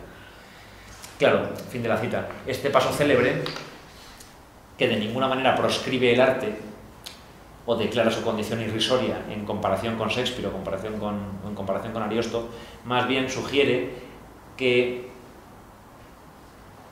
claro, el arte ya no puede dar cuenta del espíritu de manera armónica y equilibrada, no puede ser ya nunca más arte clásico, por la sencilla razón, no de que el arte se haya vuelto inferior o irrisorio, sino más bien por el hecho de que el espíritu se ha dislocado. Y se ha dislocado de una manera en la que ya no es posible asimilar insisto, lo que aparece con los modos de su aparición, el contenido, lo que aparece con la estructura de su aparición.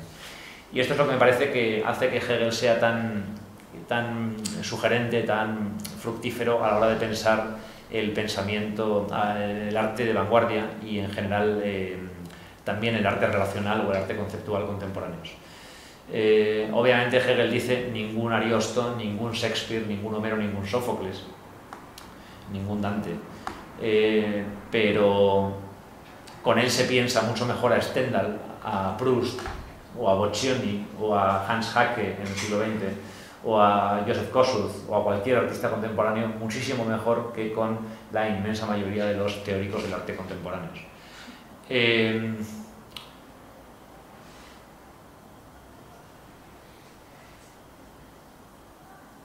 El fin del arte, y termino, el fin del arte implica la separación del arte de la vida cotidiana de una manera también que tiene un reverso negativo que merece la pena apuntar para terminar.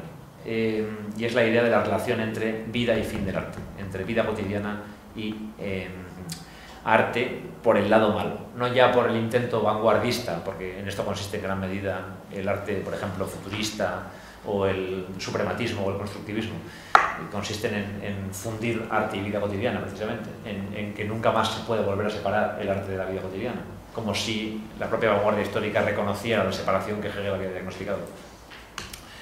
En un nivel diferente, que ya no es el de vanguardia, porque las vanguardias históricas hoy también son parte del pasado, la relación entre arte y vida cotidiana en Hegel puede verse como teniendo un reverso oscuro.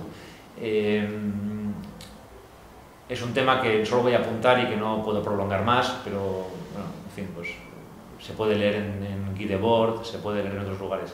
La idea de que el propio desarrollo del mundo moderno en condiciones capitalistas avanzadas habría producido una posible recuperación del vínculo entre arte y vida cotidiana, por un lado que no es el vanguardista, insisto, no es el lado de la fusión de arte y vida, no es el lado de la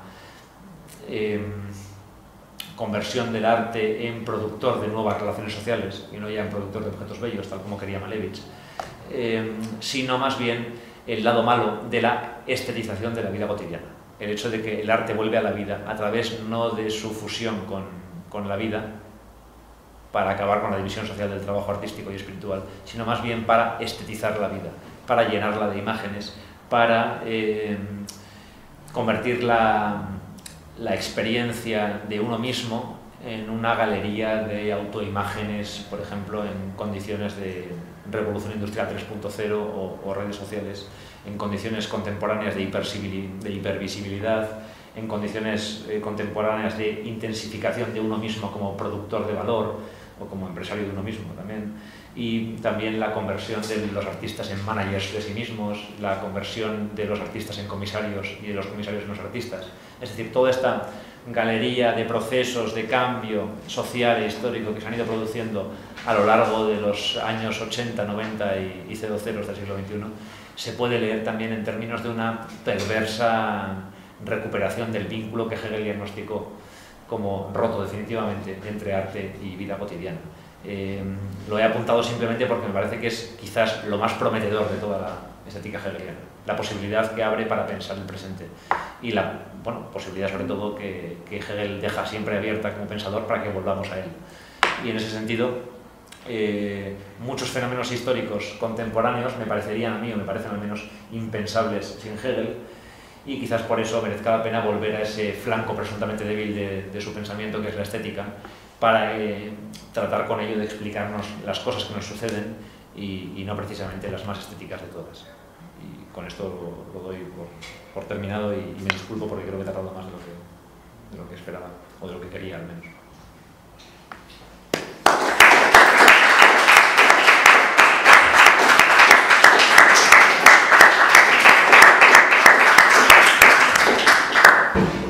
Yo antes de dar luego las intervenciones quería agradecerte que siempre que vienes aportas perspectivas nuevas, yo creo que frescas para aquí y bastante interesantes, y bueno, quería agradecértelo y doy la palabra si alguien quiere intervenir.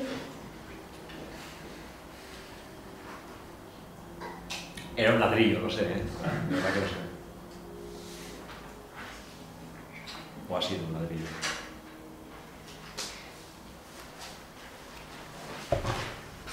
Yo te quería preguntar, porque indicaste la segunda clase del curso de Adorno, ¿qué te parece a ti la interpretación que da ahí Adorno en la clase segunda y tercera? Sobre todo con esta idea de que lo que busca Hegel es como apuntar las cosas y llegar a una realidad que sea estable y no cambiante, y que en ese sentido por eso parece que le deja de lado la naturaleza o le otorga un estatus inferior a lo bello natural respecto a lo bello artístico. Sí, a ver, bueno, casi toda la reflexión que yo he hecho es de inspiración adorniana. Es decir, yo en ese punto me siento muy próximo a Adorno. Lo que dice Adorno aproximadamente es lo siguiente. Quizás no tenga toda la razón, pero desde luego sí parte. A Hegel le cuesta mucho pensar lo bello natural como teniendo una figura estable, como teniendo una figura firme. O dicho de otra manera, la naturaleza, cuando se manifiesta en el ámbito de la apariencia, lo hace siempre bajo la forma más o menos cambiante, más o menos frágil de una transición, de un movimiento, de un dinamismo, de una movilidad que hace que su captación sea muy difícil. O lo que es igual, la naturaleza es difícilmente figurable. No se deja figurar tan bien como creíamos. Por eso mismo, dice Adorno, Hegel ha despreciado lo bello natural, por la incapacidad del pensamiento para aferrar la figura de la naturaleza, la figura de la naturaleza como bella, naturalmente. Y eso él lo considera, por supuesto, como algo verdaderamente nefasto de la filosofía de Hegel, pero me parece que lo interesante de Hegel no es tanto la negación de lo bello natural. Por eso he dicho que la negación de lo bello natural no tiene que ver con Hegel, no tiene que ver con su tiempo histórico. Y esto no es una excusa. Esto no es una excusa. Es sencillamente un intento de comprender cómo la decisión de abandonar lo bello natural no puede corresponder a un filósofo, tiene que corresponder necesariamente como mínimo a 2 generaciones de artistas. Pues desde un punto de vista sociológico es impensable otra cosa. Hegel diga que la naturaleza no puede ser bella de la misma manera, o que su belleza no es tan espiritual como la belleza del arte, eso tiene pocas consecuencias para el arte. Y desde luego Hegel no está pensando desde la parra de la academia, está pensando desde un contacto bastante directo con obras de arte, a pesar de que Hegel no supiera tanto de arte, sino más en otras cosas. Pero a mí lo que me parece interesante verdaderamente es que para Hegel ya en el ámbito del arte, y esto sería aplicable perfectamente al ámbito de la economía también, ya no se puede pensar la naturaleza como no teniendo ninguna cualidad que en el fondo no esté atravesada por la dimensión crecientemente espiritual de su dominio. O sea, no me cansaré de insistir en esto nunca. Lee muy bien en el arte lo que le está pasando a la sociedad de una manera que no reduce el arte a epifenómeno de la sociedad, pero sí ve perfectamente cómo el arte es un campo de batalla de esa transformación, porque precisamente el arte es ese lugar donde más se han relacionado, más íntimamente se han relacionado naturaleza y técnica, donde en el fondo el artista más se ha enfrentado al problema de tener que vencer la resistencia de la madera, del mármol, de la cuerda, de lo que demonios estuviera utilizando como material. Y el hecho de que en el lugar, en el espacio artístico, luego de la apariencia, se vea perfectamente cómo lo bello natural ya no puede ser sino bello natural y naturaleza bella, si no es en tanto que reflejo de algo espiritual. Claro, verdaderamente, si en ese mundo ya se ve que eso es la línea a seguir o es la tendencia histórica, ¿cómo no se va a ver en otros lugares donde la relación entre naturaleza y técnica es mucho más distanciada? Es mucho más distanciada o es muy diferente. Claro, en la realidad es en el arte donde se puede ver bien esa transformación de lo natural como algo que ya no puede ser natural en sí mismo. No es que Hegel desprecie lo bello natural, tal como dice Adorno, me parece a mí. Lo que Hegel desprecia es la ingenuidad de creer que sigue existiendo tal cosa como una naturaleza bella. más allá de nuestra intervención en ella. Más allá de nuestra intervención en ella. Y Adorno tiene tendencia a decir que Hegel desprecia lo bello natural, como si, de alguna manera, en su pensamiento, el hecho de que la naturaleza no pueda ser verdadera, y si el espíritu le obliga a tomar esas decisiones de una manera tal que podría parecer incluso que Hegel está a regañadientes aceptando lo que el sistema le dice o le dicta y aplicándolo al ámbito del arte. Y claramente no va por ahí. Yo diría más bien que Hegel diagnostica en el ámbito del arte, igual que diagnostica en otros ámbitos, un cambio que está mucho más allá de lo que él pueda decir como filósofo, porque en este caso corresponde al mundo del arte, o en el caso, por ejemplo, de otras transformaciones, corresponde al mundo claramente de la economía, del comercio y de la técnica, en unos niveles que, insisto, son pensables y desde luego elevables al concepto, pero que no dependen de la filosofía como tal. Luego Hegel como en el fondo notario, Hegel como notario de ese proceso. Yo eso lo veo, vamos, de una brillantez extrema, de una brillantez extrema.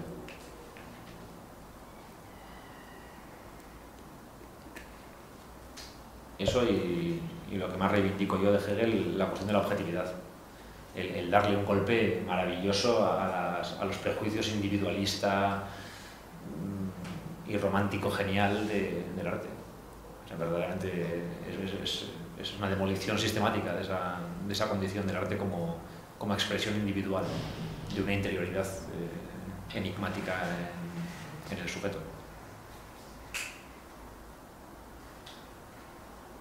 Eso es lo que yo veo más interesante. Yo quería saber cómo has significado una conexión entre materia y forma en el arte clásico, y luego al final de la exposición pues has dicho que se está como volviendo a esa conexión a través de las redes sociales y a través de hacer la vida. Yo quiero saber qué es lo que se ha perdido por el camino para que le pongas el adjetivo deplorable a esta última parte, a esta última conexión entre vida y... Es que yo tenía en mente la comparación con el intento ético-poético de las vanguardias artísticas de hacer arte que no produjera obras, sino produjera vida. O lo que es igual. Cuando Hegel diagnostica la separación entre arte y vida cotidiana, con todo lo traumático que eso es para el arte, cuando eso se convierte en contenido y forma del arte, como decía antes, ¿no? La crisis como forma y como contenido del arte, y eso ya se adquiere y se eleva a conciencia artística, es entonces cuando tiene sentido que Malevich pueda decir que, yo qué sé, pues cuadrado blanco sobre fondo blanco, en realidad lo que está representando no es un alejamiento del mundo, o nada formalista, o ninguna clase de formalización del mundo, todo lo contrario, representa más bien el deseo de los bolcheviques de empezar de cero, de acabar con todo lo anterior, con elementos geométricos que no se puedan reducir a un elemento más atómico todavía que ese. Es la idea de empezar de cero, ¿no? Y de hacerlo a través del arte, de un arte que produce relaciones sociales, que no produce vida, que produce nuevas relaciones sociales. Entonces, claro, ese es un intento de fusionar el arte y la vida, de hacer aquello que decía Marx, ¿no? Que en una sociedad cuya división social del trabajo no sea la que es actualmente, no habrá artistas sino gente que hace arte, no habrá pescadores sino gente que pesca. Bien, pues esa es la idea de un Malevich. Fundir arte y vida por ese lado, construcción de un mundo nuevo. Claro, eso implicaría deshacer el diagnóstico de Hegel, o deshacer lo que Hegel ha diagnosticado. Pero claro, cuando uno piensa en términos de capitalismo avanzado y en términos de revolución industrial microelectrónica o 3.0, lo que se encuentra es que efectivamente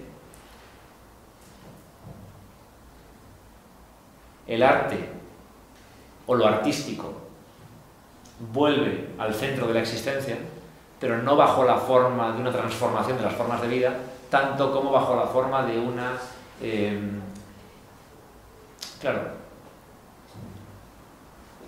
estetización de la vida cotidiana en condiciones según las cuales todo lo cotidiano ha de ser todo el tiempo visible.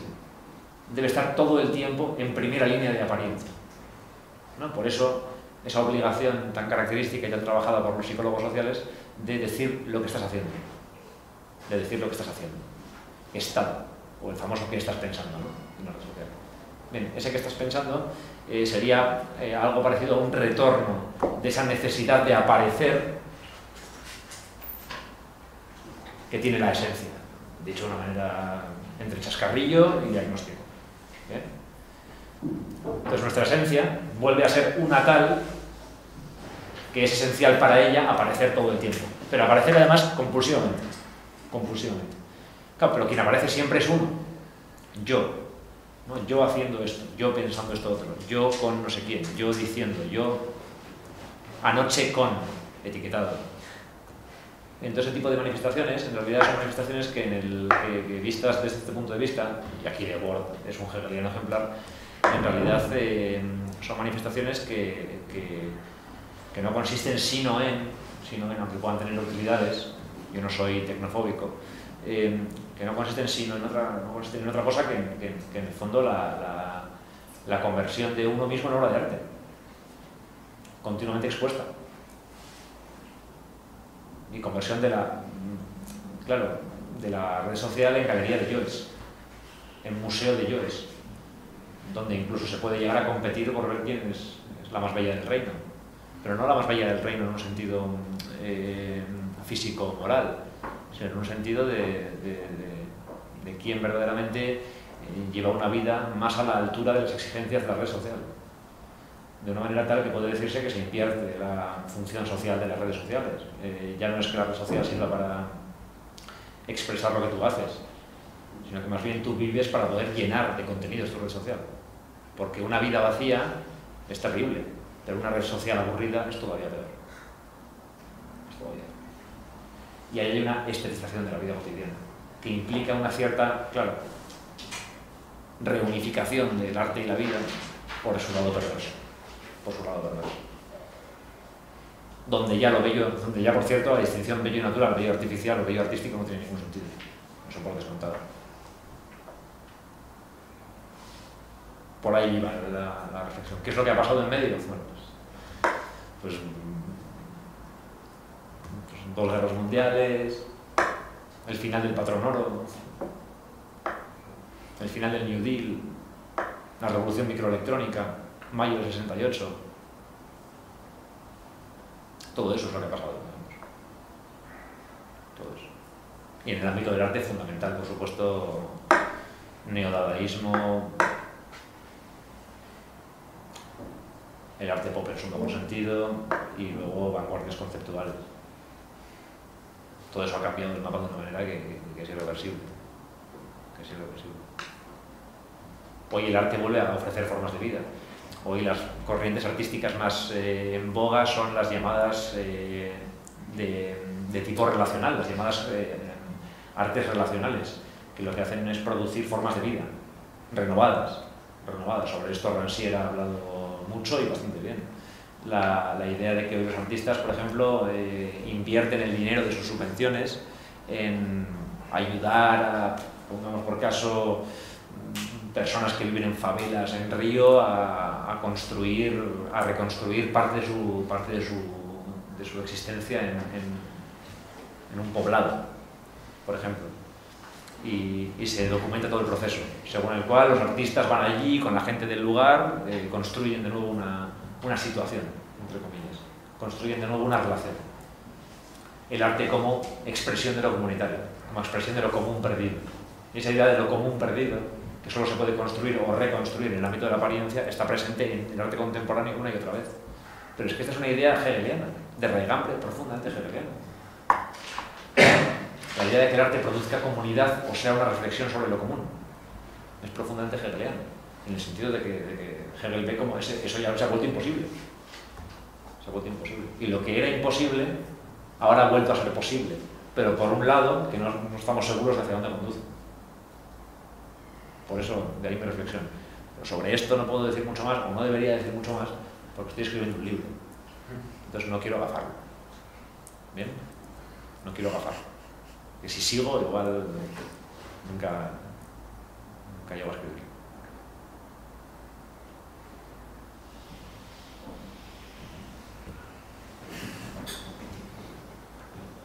si no tenéis más intervenciones, lo dejamos aquí, que son las 6 ya. Vale. Y muchas gracias por venir de nuevo.